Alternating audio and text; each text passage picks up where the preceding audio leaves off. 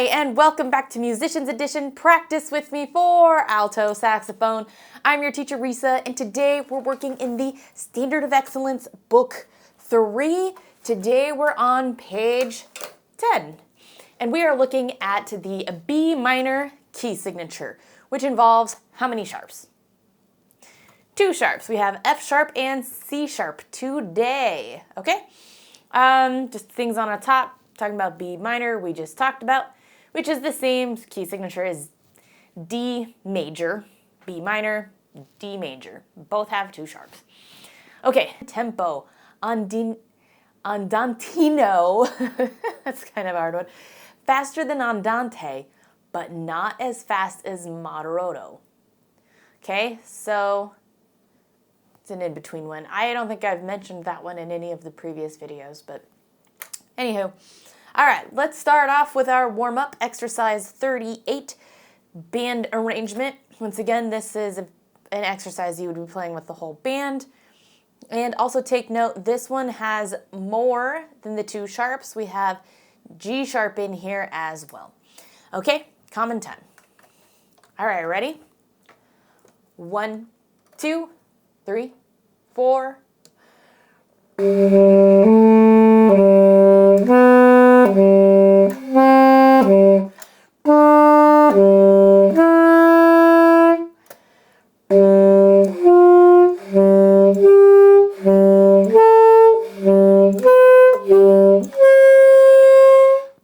All right, so that one's just challenging between, because all of that is slurred. It's difficult with getting all that in a breath, and it's difficult just due to the embouchure changes that need to be done, especially in that second half. Okay, so let's go ahead and try it again. We'll speed it up a little bit, even though this is andante. All right, ready? 1, 2, 3, 4.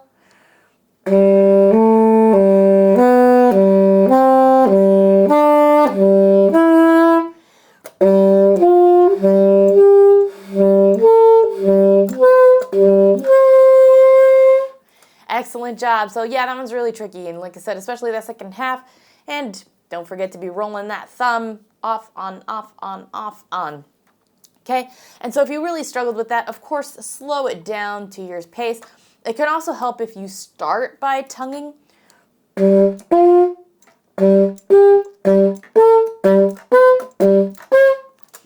It just kind of helps a little bit so you're not worried so much of sound, but where fingers land. You can also just take time to work the thumb. Off, on, off, on, off, on, off, on, off. Okay, so there's little things you can work on. Just break things down to where they're comprehensible. All right, for now, let's move on to 39, the B minor scale, which is when your director calls out concert D minor, this is when we're going to play B minor, okay? Because we are in the key of E flat. Our saxophones are, not us personally. Saxophone, alto saxophone is E flat. Okay, so we are learning some new notes, and these are difficult ones, and that's why we had the previous video about hitting the low notes, because we have these low notes, okay?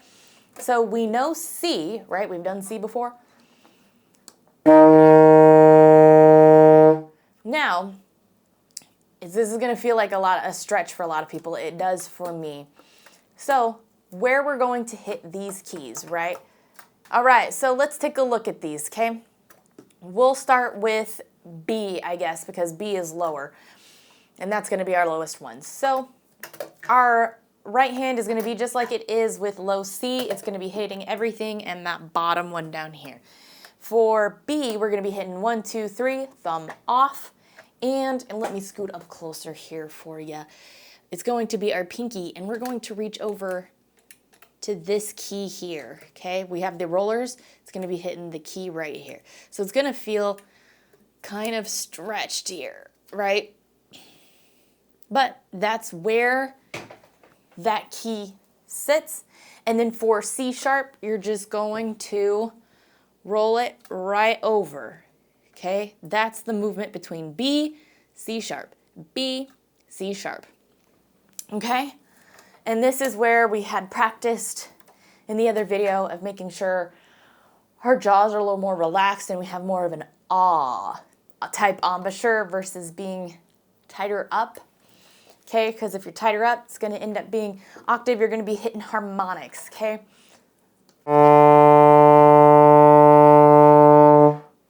Okay, so that's going to be a real challenge. It takes time to build that up. And I honestly don't play that low, so it's sometimes a struggle for me too. Okay, so this has written for both octaves, okay? It's good to know both octaves, to be honest. We're going to do the natural, the harmonic, and the melodic. And then the arpeggios, the chords is for us to hear for our tuning, see where we are. Okay, so let's relax first, okay? Get a feel for things and especially hearing the differences between the different minors. So we're going to start on the higher octave, okay? Because that's going to be a little more comfortable and easier to get. Okay, so starting on the top one first. Ready? 1, 2, 3, 4.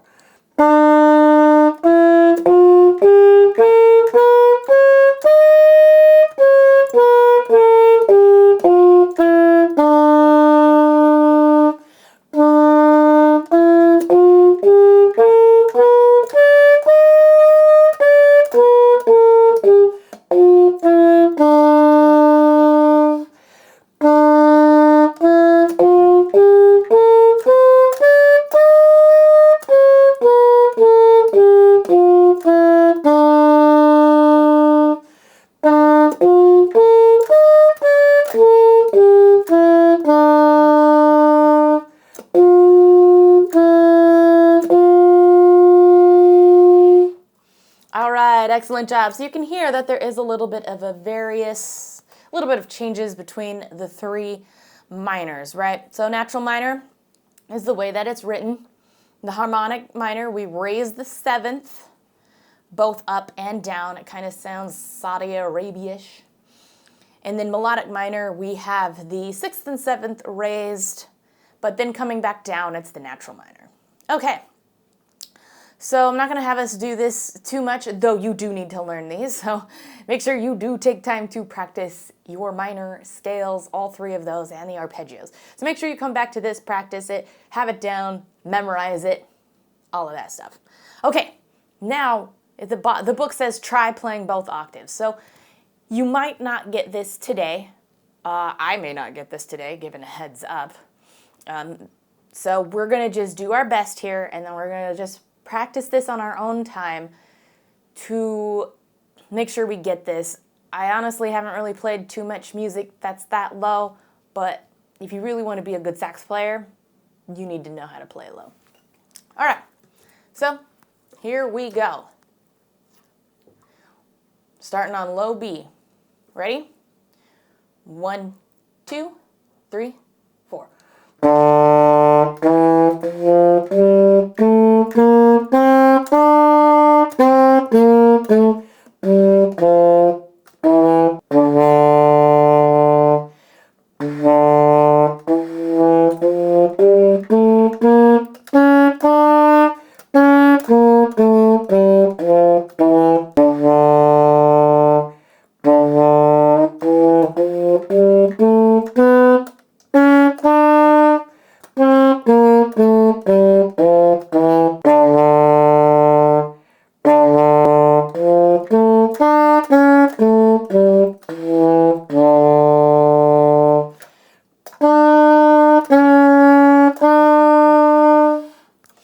Excellent job. That one's really challenging, especially going from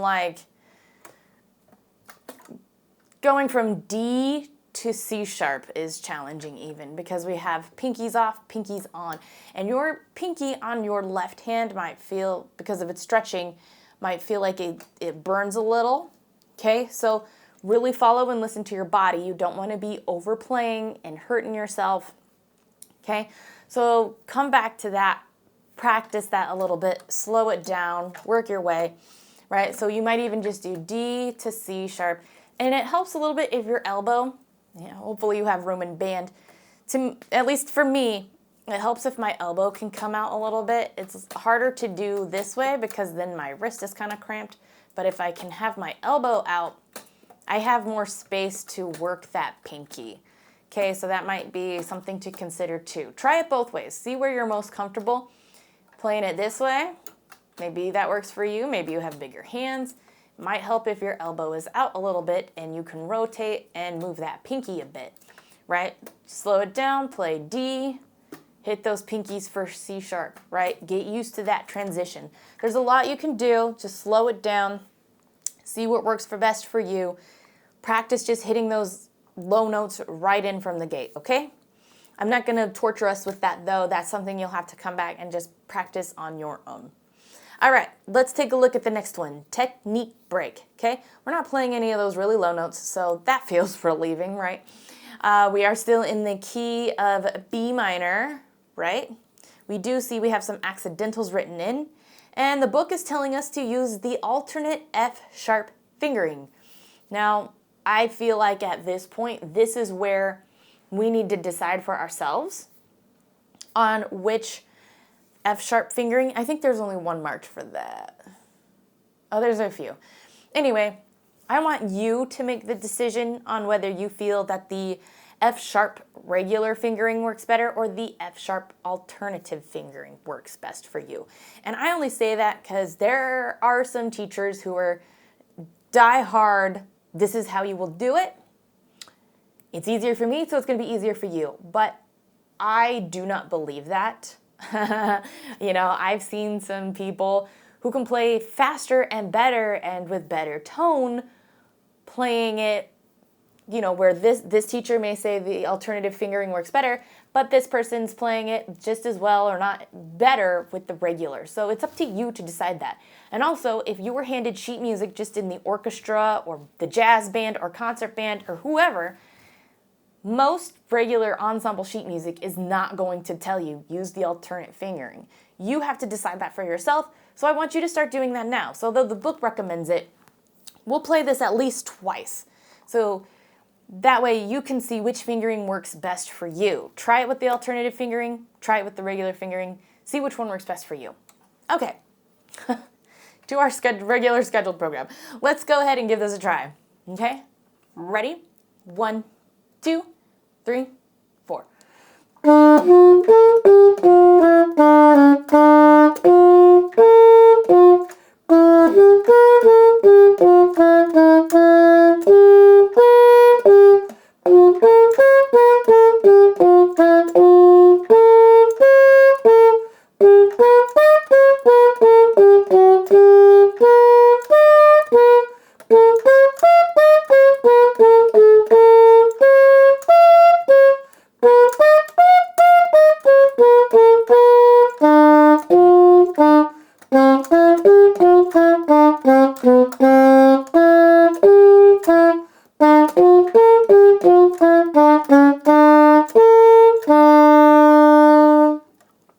All right, excellent job.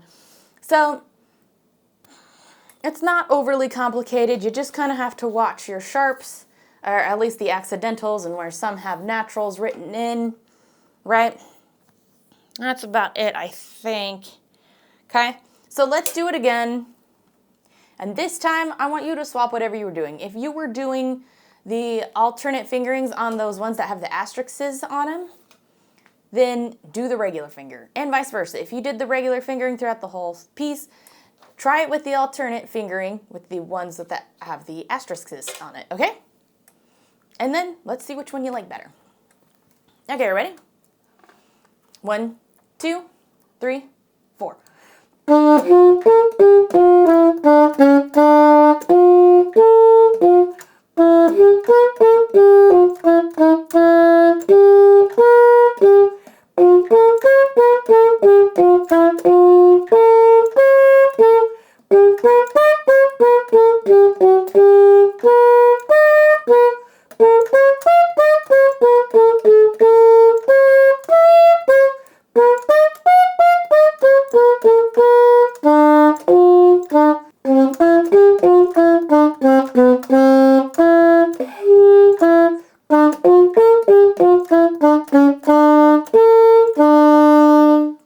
All right, excellent job.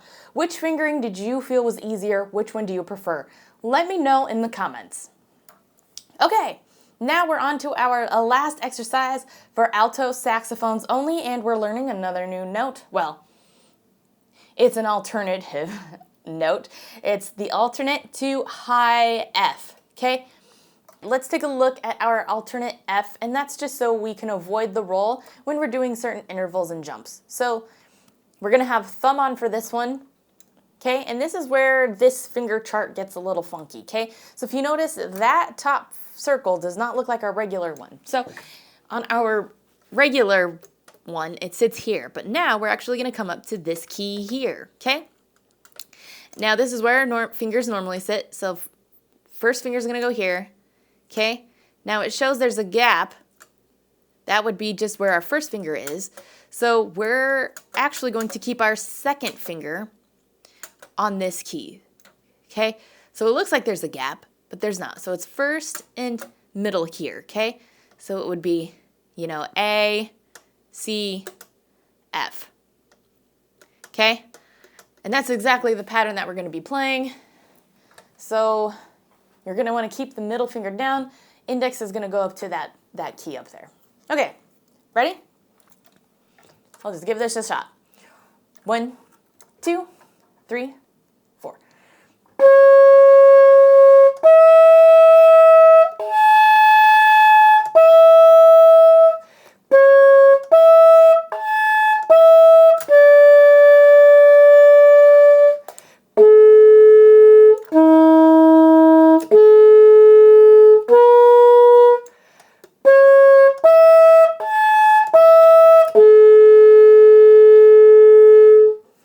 Excellent job. That one feels a little different, right?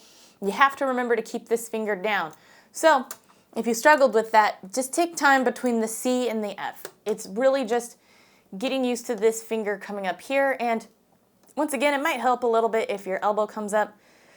We have lots of rotations happening. You shouldn't be feeling any pain in the wrists or anything like that. So, you know, when I play it, my elbow comes out a little bit. So if you struggled with it, just play C and then do F. And all you're doing is hitting that odd key up there on the index.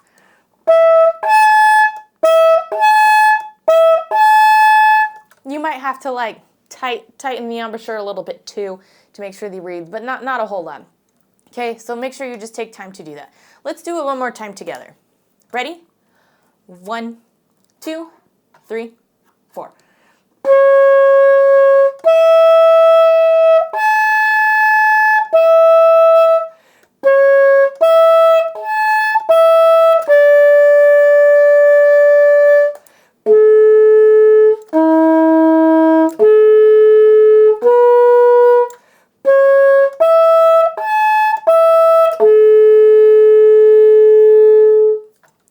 Excellent job. Take a little time to practice that.